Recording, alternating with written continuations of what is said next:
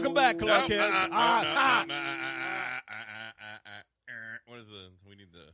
We need There the. we go. All right. Welcome back, Cluckheads. You know who we are. You know what we do. So, Constitution. Most of the time we do that whole common sense, current events, Constitution, and morals. She's in the room today. Yeah, the morals are in Morals the room. are here. But not today, my friend. Not today, Rooster. Today is our Tournament of Fermentation 2. Yes. No politics either. Politics will not be on the show, just like Kamala Harris will not be at the border. Yeah. I was going to do politics, but I was going to have her here, but we couldn't find her. So. Oh, yeah. Where in the world is Kamala Harris? All right. So, what are our non-alcoholic drinks that we're having today since we've sacrificed our liver for the past 10 for everybody? All right. Well, it looks like we've got starting in the lower end, or less expensive end, I should say, because we don't know what it tastes like. Coors Edge non-alcoholic brew. Okay, Double brewed. First off, I have never liked Coors to begin with. Oh, so I do. I like Coors. I mean, there's a movie made about it and everything. Eastbound down, Loaded up and trucking. He's going to do what they say can't be done. And apparently it is low end because it is on the bottom It is shelf. on the bottom shelf. It is on the bottom All shelf. right. It was I'll on tell the you what. bottom I normally do this one. Well, so, I'm gonna fancy it up a little bit and use a bottle opener here, even though it's twist top. It is a twist top? Yeah. Well, in honor of the Met Gala and all the. All right. So here we go. Rich people. This smells like horse sweat. No, seriously. Okay, the Mad Hen's laughing, but I mean, anybody that's ever been out in the country or been around a horse, I didn't say taste it yet. We're smelling it. Oh yes, it smells like I tasted it. I mean, I'm doing the Biden sniff test over here. Beer, man. I told you, beer's my go-to. You know what? It's like a watered down non-alcoholic beer. I mean, it's nothing special. Oh, I'm sorry, I didn't taste it. I mean, it smells like nothing special. This is why we can't have nice things on this show. The high end that we're going to compare This is why we can't have nice things on this show. Is I don't even know how to pronounce that. Whine hamsters? Weinstopfener? Weinheinsteffener. Yeah, I don't know. It sounds angry and joyful at the same time. It does. This has a really cool little label. So you could be an angry German guy, or you could be a It has a really cool. German I like that little the little crest thing on it. Yeah, it is pretty cool. This one looks pretty cool. I'm assuming this is not high, or this is not low end. Oh, dude, smell this. I'll get to it, but I promise I won't taste it. Yeah, I don't taste it. This smells good. Yeah, well, it smells. I can smell the other one again. Yeah, so the other one smells like really cheap beer. Yeah, even Bucky said it smelled like cheap beer. And then this one, it's almost got a fruity, citrus kind of, but not like a sour citrus smell. Wow, I'm excited to try that one. So am I. Cool. All right. Well, with our Tournament of Fermentation, we also are spicing it up a little bit with 2 different types of salsa that we got here. Yes. Tell you what, I'm going to go with this one on the left. Why don't we get a big scoop of that one on the left right here? All right. Go to the one on the left. Let's see what this is like. Oh, that's got a little bit of a kick to it. So these, it's got a hint of peppers, maybe roasted in hell. I was going to say, I think it's got like a. All right. Oh yeah, that's warm. What's that called? Well, it's called Ariba Fire Roasted Mexican Red Salsa. Wow, it does say hot, but it's not. I wouldn't have expected. I mean, it's like not. It's not like not ghost pepper hot. No. Ooh, which one? This one. Yes, that's the fiery one. Okay. Yeah, it's I was stupid a few years back, and I did that one chip challenge. It's not that hot, but it's a lot hotter than I was expected. Yeah. And I went ahead and took a sip of the Coors, and it was not good. The two combined are not good. Huh. All right. Sorry, everybody hear me chew. It's okay. I mean, It's got some kick. It's got I can't let you dip in it alone. So here, I'll go for that's got some kick. That definitely got some kick. So, all right. So we want to cover how you want to kick this. Yeah. God, dang, I need another drink. I need another drink of that. I'm so glad that we're drinking. Well, I don't have sinus issues anymore right now, so that's a good thing. We can say my ragweed's all cleared up. Yeah. Woo! All right. Well, let's see here. Even Bucky's like, man. Don't give him any of that. All right. So, for our Tournament of Fermentation, that first week, take you back 10 weeks, was that Texas Ale Project, the Pantera beer, and we put it up against just a regular Bud Light. Yeah, Dallas local against Bud Light. Bud Light is Bud Light. Bud Light. It's a good go-to. I mean, if you're looking for a light beer, but definitely Texas Ale, in my opinion. It had the win on that one.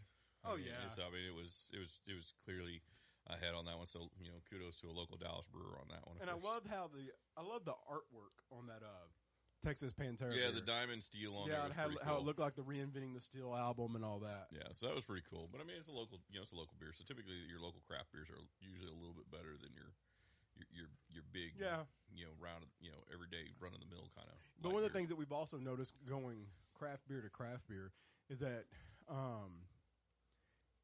some like you can try the exact same one, like how we did the Dallas Blonde 2 times. Yeah. And one batch of the Dallas Blonde tasted a little bit different than the other batch. Yeah, because they're smaller. They're much smaller batches. So I mean, to me that's kind of one of the cool things about doing some of the craft stuff, that you can taste the craftsmanship. Yeah. Pun intended. And then I think our next one that we did after that, sorry if I get it out of order. I think we did Heineken versus the Aldi Holland.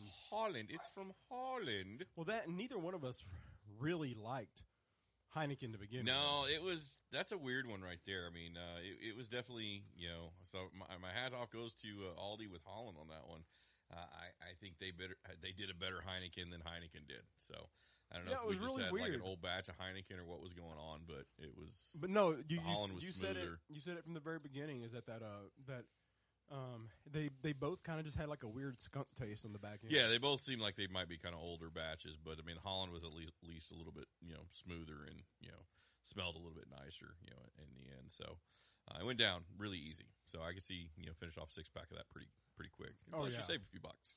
Oh yeah. I'm gonna drink some more of this. Coors Edge right quick. I'm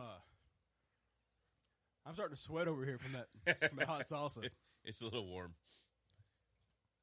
It's a wee bit warm. It is a little warm. Woo! I don't know if you can see it, but I'm starting to sparkle. I'm glistening. I'm getting a glow about me. I have the feeling that in about probably just in case anybody didn't notice, I was waving my hands at my face. Yeah, jazz hands. Yeah, jazz hands. I have a feeling in about 2 hours this is probably going to be a little prickly on the inside. Yeah. But not as prickly on the inside as our next alcohols that we did. And that was the Glenlivet versus the McCormick. Okay, so I want to end on a positive on this one. So I'm not going to talk about Glenlivet because that's obviously the positive on that one. But for the love of God, please choose anything. If you're buying scotch and you're on a budget, get anything but McCormick's. That is still the only one. Even the Steel Reserve. Yeah. That is still the only one, the McCormick's, that we all unanimously poured back in the bottle. Yeah. I mean, we're on episode 22, and it is the worst drink we have had. In 20 drinks. In the 20 drinks, correct. Of all that. Did I tell you what I did with the bottle? That's the worst one. Did I tell you what I did with the bottle? You used it to strip paint? Oh, man. Could have done that. No. I was a jerk. I gave it to my neighbor. Oh. I got a text message that said, "What the hell are you doing to me?" And he poured the rest of it out. He didn't even throw it away. He poured it out. Yeah. It was that bad. Yeah, but you know what? If you pour it down the drain, I'm sure it cleans out your drains. Yeah, I'm sure it works just as good as Roto-Rooter. Glenlivet was awesome. It's Dude, an that awesome, Glenlivet was amazing. It's smooth. I mean, everything you want in a scotch, Glenlivet has got it. Well, I know that we haven't gotten there yet, but Glenlivet was really close in my top 3. It was in my top 3 liquors, but Yeah. I had to throw in a. The top 3. We'll get to that. That was a tough one. But Glenlivet, it's definitely that. It was there. That's a good Scotch. It's definitely a good Scotch. I mean, as for like if we were having like the whole gun syndicate together, and we were setting out back while he had somebody tied up in the dungeon smoking a cigar or something. They don't get Glenlivet. We'd be smoking the cigar and having Glenlivet while they were getting Steel Reserve with the John Kerry cutout. Yeah. All right. So next one. Was that your favorite? Is this Tequila Night? That was Tequila Night. That was your favorite. Yeah, Tequila Night. Tequila Night. So I'll tell you, man, I was hurting the next day on that one. That one, yeah, tequila. For you guys who don't drink a lot of tequila, for at least for me, tequila stays with you. I mean, that is something you're going to feel the effects on the next day. I don't drink a lot of tequila either. Yeah, so yeah, it was. I think I'm getting more sauce on my shirt than I'm getting in my mouth here. But anyways, yeah. So tequila, it really left me hurting, and I got things to do the next day. I know, like the rest of everybody else, I got a job, so got to work. That was a rough day of work. So it was Painted Donkey. No. Donkey. There we go. There's my rooster. Versus Aztec Gold. I think the Aztec Gold we gave away too. We did. We gave it to one of the guys in a band down the hall from the studio. It wasn't good. Yeah, they were the ones that kept us from recording on time. So yeah. We had to go to them. Yeah. So we did that. It wasn't good. No, it wasn't good. But now it wasn't as bad as the McCormick's. No, it's not. No, I mean, Aztec Gold. I mean, as far as the low ends, it's not the worst low end we've ever had. I mean, it's probably middle of the range as far as those go. But Painted Donkey it's a good tequila. I'd recommend the tequila, especially if you can make like a margarita or anything like that out of it. And then the next one was it Gin Night? Was the next one? That was Gin Night. Yeah. Yes. Now I will say that was the London Dry Gin that we had. That was the lower end one, wasn't it? Yes. Now me not being a super big gin drinkers, whatever Bucky is getting into, he's got it. I think he wants some of the salsa. I think so. Yeah, it was. You know what? The London Dry Gin was a good gin. The problem with London Dry Gin was we switched to the Aviator Gin from Pretty Boy Ryan Reynolds, and so Captain Deadpool. $20 is $20. Yeah, Captain Deadpool just knocked that one out of the park. I mean, he is a very, very beautiful man. He is. I mean, and this once again can be somebody that she's in on that one. Apparently, our morals just toasted her Coors Edge. And and speaking for somebody that doesn't drink a lot of gin, if I would have had that London Dry in like a gin martini or something, I probably wouldn't be able to tell the difference by the time it got mixed with everything and whatnot. But going side by side, we went from a good gin to an exceptional gin. Yeah, it was a great gin. I mean, it blew me away. So I mean, that was kind of a surprise to me. But I really wasn't expecting the Aviator to be that good. It was as good as Ryan Reynolds is a pretty man. You keep saying that. I mean, if I thought he was, a pretty dude. I don't know why I keep eating the hot one. I'm already, I'm almost out of my Coors Edge. So, and then after that, was this the Doers or was it the Necessary Evil that was next? I think it was the Necessary Evil that was next. Necessary Evil. Also another local brew. Don't burp. Versus. Don't burp the hot. No. Versus. Oh, God, it's in my eyes. The famed Mickey's Big Mouth. Oh, my God. That was bad. That was bad. So, Necessary Evil, in my opinion, was the clear winner in that one. But it still wasn't that great. But it wasn't a great beer. Even afterwards, you and I both just said that was a bad beer. It was really just kind of a bad night for drinking. It was like, Mickey's Big Mouth, that's pretty freaking horrible. But I still got cash in my pocket. And then there's Necessary Evil, and you're like, you know what? Let's try it. It's all right. No. I mean, I'm not going to ever buy it again. So to let you know where that is, I'm never going to buy it again. So nothing bad about it. Just wasn't. It was a Pilsner. Wasn't my thing. I've had some Pilsners I've liked. And I will never buy Mickey's. Yeah. No, I'll probably never buy Mickey's unless, I'm trying to torture somebody. But did you happen to be over at the Overlord's Dungeon? So I guess the next one's Dewar's, right? Next one was the Dewar's. That was the Dewar's. Some more scotch. That was the Dewar's versus the Highland Mist. Yeah. Yeah. That was Yeah, Dewar's white label all the way. There was no way that you could. I think didn't Mad Hen bring those two? Yes, she's also one that did the McCormick. So she has a knack for high and low end scotch. She can find a high end scotch and she can find a garbage. She is licensed with the Honky Tonk Bar Association. Yeah. So the only positive thing I'm going to say about Highland Mist is it was not McCormick's. That's really all you could say. Yeah, that was it. But now that Dewar's white label, that was good. Yes, Dewar's was really good. I don't know if it was better than Glenlivet. I don't think it was better than Glenlivet, but it was pretty close to being on par with it. I would take the Glenlivet over the Dewar's. Yeah. So if I was gonna mix it with something, like make like a Manhattan or something like that, I would do it with the Dewar's. But if I was just going to sit down and drink a scotch and smoke a cigar or a pipe or something, then I would do the Glenlivet. Let's take a before we get hold on. I'm getting correct. It was an old fashioned. I said Manhattan. Old fashioned, yeah. Sorry. Manhattan. What are you, 75 years old? You're an old fashioned there. I was corrected by the American Honky Tonk Bar Association and our moral compass over here. Maybe order a Tom Collins next. That sweet vermouth. Let's make a switch over to the Weissenstoffenhammer. Yeah, just so we can get a little bit before we get into the rest of them. So I'd like to give it a try here. Wow, I'm still coughing up that salsa that went down the wrong pipe. Bucky's a legger. He's not getting to participate in the chips. Oh, that is good. It is good. It's good. So it's almost like it's got like a weird clove taste to it or something. Oh. And the I don't know what that is. I don't know what it is either. What are the ingredients on it? Bottled by I can't pronounce that either. I can't pronounce the any name. of that. I'm not going to worry about the ingredients at this point. And most of the stuff on it is actually written in German.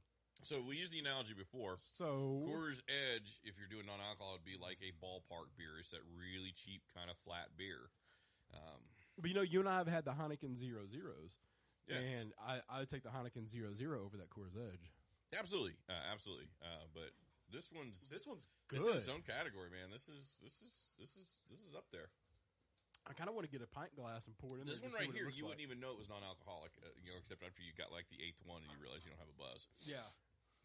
But I mean, it has a really good taste, really good aroma to it. Yeah, I like it. I like it a lot. And the I got to say, I like. They say since 1048, 1040. Wherever this brewery is, it's been around since 1040. Very nice.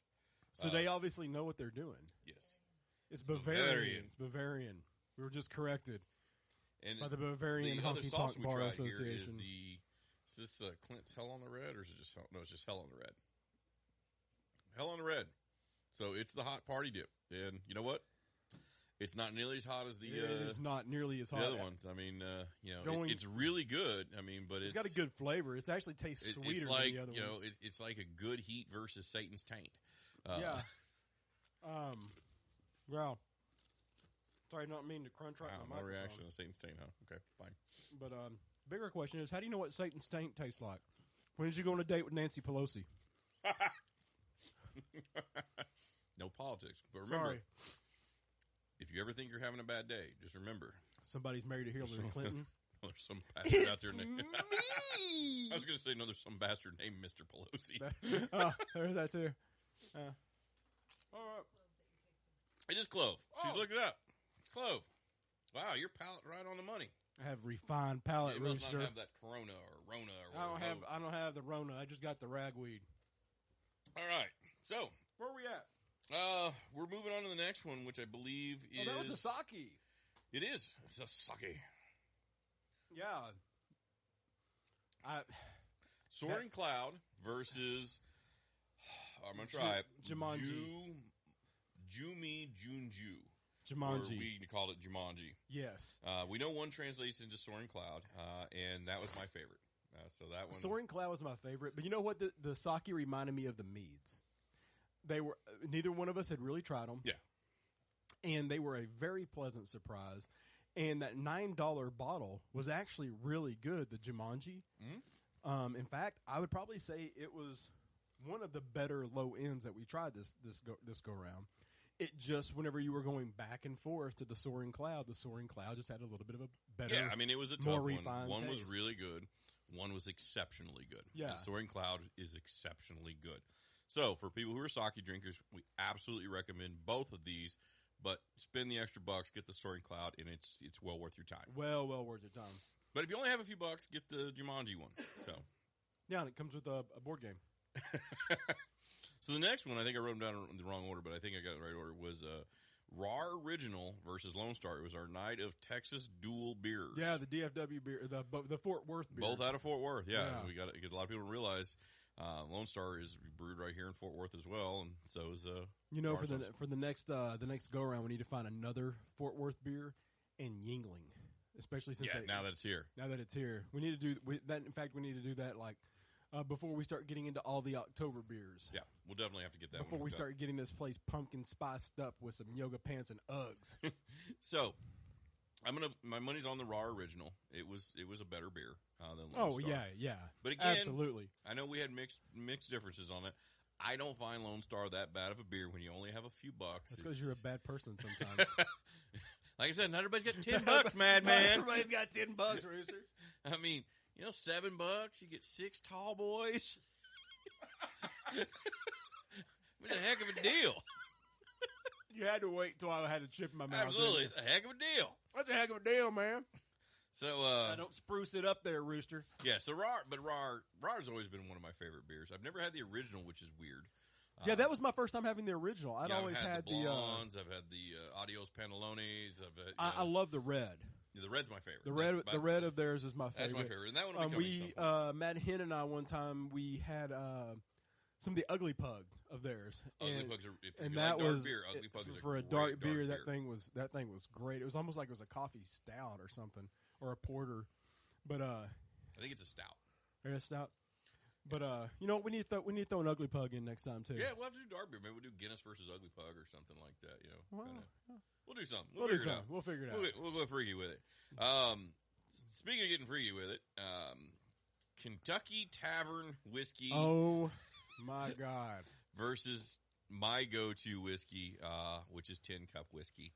That Tin Cup was good, go-to. man. It's still one of my go-tos. That Tin Cup was good. Let me tell you, I can't speak. And that had a things really of Tin cool Cup. bottle. Tin too. Cup, it's the dopest bottle out there when it comes to whiskeys. But Tin Cup, it's a single malt. It's around $25, so it's not the highest end, but it doesn't need anything. But it tastes like a high end. A couple of ice cubes, and you're good to go, man. Yeah, I mean, it tastes like a high end. It tastes like a $40 bottle. It's smooth. It doesn't burn. Not like a $200 bottle, but like a $40. I mean, it's great out there. Now, Kentucky Tavern, I am learning any whiskey with the name Kentucky in it is just bad. There's a reason Kentucky does bourbon and not whiskey. So we were just corrected that Ugly Pug is a black lager, not a stout. Oh, well, then we'll have to find another black lager. And it's not porter. It is literally a black. So maybe we could find a Shiner Black and compare it to the Shiner Black. Good, yeah. Yeah, that way it'd be black lager to black lager. Yeah, we'll definitely do that. But back over here on this, we had that little get together over at the Overlord's house, and some members were getting poured shots of whiskey. Well, dude, I bought like a half a gallon.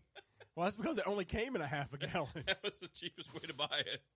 And the two that were getting poured were Kentucky Deluxe and Kentucky Tavern. Yeah, we had a little bit of the Kentucky Lux, the travel pack one, because it was horrible and I was drinking. I think my favorite was the next morning where the ringmaster texted and said, "Guess who woke up at 4 a.m. drunk?" Yeah. What's funny is that whenever a ringmaster got there, I was like, "Hey, you need to try this," and Shane and you were like, "Yeah, y'all need to try that." We all just wait. So I didn't pour, like a little shot. No. the Overlord, he was watching me. I poured that full glass and handed it right to the ringmaster, and he got up and he started choking. Yeah. Yeah, everybody who drinks that has this weird, like, tick that's, like a nervous tick or something kicks in immediately after. Were you there whenever I poured it for the Overlord and he started coughing? Oh, yeah. Everybody coughs on that stuff. Yeah, that was... It's not good. It's not. It's not good. I'm pretty sure it should come with some type of warning label. Yeah. But Kentucky Tavern, not as bad as Kentucky Deluxe. And Kentucky Deluxe was not as bad because you changed your mind as the McCormick's. Yeah, I was on the fence, but I had to lean on the side of common sense of we did pour the McCormick back in the bottle, and that's the only booze we've ever done that to. We didn't even subject anybody else to that. No, besides my neighbor, except your neighbor you don't like. So that's pretty much it. I mean, so we got Pantera was a win, Holland was a win, Glenlivet, Painted Donkey, Aviator, Necessary Evil, Doers, Soaring Cloud, and Tin Cup and Raw Original. I mean, they were all winners. Yeah. The surprise on that one, obviously. So what were your top three? So my top three, the Rooster's top three, are going to be, in no particular order, is Tin Cup Whiskey, Aviator Gin, and Soaring Cloud Sake. And I'm going to give, in the number one in that seat, I'm going to have to give it to Aviator. That one is something I would absolutely buy again. So my top three was the Texas Ale Project Pantera beer. It was kind of a toss-up between the Soaring Cloud and the Glenlivet. I leaned Glenlivet on that one. And then the number one was the Aviator for me. The one that was the surprise that I really enjoyed, though, was the Soaring Cloud Sake. And then the one that I thought was the worst of all of the winners was the Necessary Evil. I mean, there was just nothing really remarkable about it. No, again, it's not something I'd drink. I mean, I wouldn't buy it again. So, I mean, I'd only buy it again if I forgot that I'd had it once before or something. What were your bottom three? So the bottom three is going to be obviously McCormick's. Yes. Kentucky Tavern, and then sadly Mickey's Big Mouth. Even though that I had a special place in my heart when we were sitting outside behind the dumpster at the 7-Eleven, conning people into buying us 6 packs of beer when I was like 14 or 15 years old. Wow, we just had a little dogfight. My bottom three were the McCormick's, the Mickey's, and actually I went with the Aztec Gold. Aztec Gold? Okay. I mean, I didn't think that was the worst one we've had, but I mean... No, but it left me hurting, so it left me hurting, so... The one that... Could have been the Painted Donkey, left me hurting, too. The one that I was kind of... the two that I was surprised by in the lower end was the Holland. I wasn't expecting it to be as good as it was. Yeah, for me, that was the shocker of the thing. You said Soaring Cloud. For me, Holland was the surprise of, oh my gosh, this is a winner of a beer. Well, I think that the reason that the Soaring Cloud was like kind of like the sleeper that I thought was so good is just because I'm not a sake drinker. Neither am I. But I mean, Soaring Cloud, I would drink sake again. Yeah, for that one. So yeah, absolutely. But, the lowest of the lows to me was the McCormick's, and the highest of the lows was that Holland. Yeah. So I mean, McCormick, you're still the worst thing we've ever tried. So. Ever. And that's including the Steel Reserve. Yeah, so, I mean, the only thing that could go worse on Steel Reserve, maybe for McCormick, is get unseated. Maybe if we tried that Fruit Punch one. Talking about that one that... the Overlord had a bad experience with. The one that the Mad Hen gave it to him, and he said that he was we won't say what happened, but... Yeah, we'll just let that set. But... he knows. Yeah, so that was our second Tournament of Fermentation. Yeah. We're definitely looking forward to episode 23. I can't believe we're still getting to do this. Yeah, I mean, it's because we hang out with people with the same kind of morals that we have. Ish. She's saying no. No, we don't. We don't. She doesn't. She doesn't. So that's the reason why she's the compass. But I do want to. I don't want to discount before we get off the air on this one. This is a really good non-alcoholic. Whine Stoffanar. It's a really good non-alcoholic beer. You wouldn't even know it's non-alcoholic. Coors Edge. It's like any other cheap beer you've ever had in your life. Yeah. It's just cheap beer. As far as the salsas, that's a little different. So I'm going to have to go with Hell on the Red. I like Hell on the Red a little bit better just because, old Scratch over there is pretty spicy. I would have to disagree. So you like that one? You're into Satan's Taint?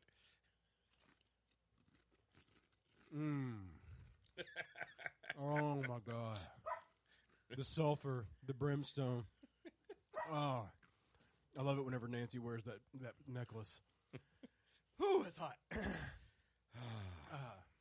But you know what? I think that in moderation, this roasted red salsa, like especially if you were making like an omelet or something, that'd be amazing. So but I think that just for like dipping, I would agree with you, and I'd go with this hell on the red. I was going to ask, when have you ever had chips and salsa in moderation? Okay, first off, I need you to lower your voice. Second, I need you to lower your voice. We don't talk. It's like when somebody shows with a box of donuts, they're like, "Oh, I'm just gonna have one donut." Well, that person, I'm not hungry. That's what when you go to Round Rock and you get the Texas-sized donut and just get the one donut. Oh, I love that donut. The one that takes up the whole box. I do. You know, once I got it with sprinkles. Worth it. It's kind of like, you know, if you cut a pizza just down the middle, then technically you're only eating 2 slices. Exactly. It's all about perspective. I do like ordering that Texas-sized donut with the sprinkles. I'm like, they're like, well, you want sprinkles on that? I'm like, I'm a grown man. Hell yes, I want some sprinkles. I am completely and 100% confident. Yes. There needs to be sprinkles. Do you have any of those little shiny ones too? They kind of sparkle. Sometimes they tick you off though. They put those little candy stars on there or something. The ones that don't break down as easy. You're like, hey, these aren't sprinkles. Did I say stars or did I say sprinkles? Yeah. These are like little mini Lucky Charms. I wanted sprinkles. Nothing against Lucky Charms though. No, they're magically delicious. Go well in McCormick's. No, they don't. No, they don't. Out there somewhere is a leprechaun who's angry that we're even bringing it up. We're bringing it up. So, all right. So, episode 22. I think that's pretty much all we got on that one. So, appreciate you guys listening on this one. You know, you've been listening to Rooster here in the Madman just ramble on. So, we appreciate it. So, we're sacrificing our liver so you don't have to. That's right. I'm due for dialysis, or is that kidneys? I don't know. That's kidneys. Whatever. That's okay. One of those things has to happen. One of them is going to happen. Anyways. So, well, you've been listening to the Rooster and the Madman. So remember, full of chickens, be a rooster. You're listening to Whiskey and Wine. Thanks for tuning in to Whiskey and Wine with the Rooster and the Madman. You can catch brand new episodes every Saturday at 4 p.m.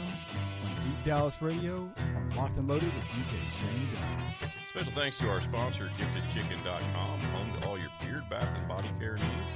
Veteran owner operator right here in North Texas. Remember to pick up a bottle of Overlord's Dungeon Oil. It's 100% all natural coconut oil. Leaves you prickly on the insides.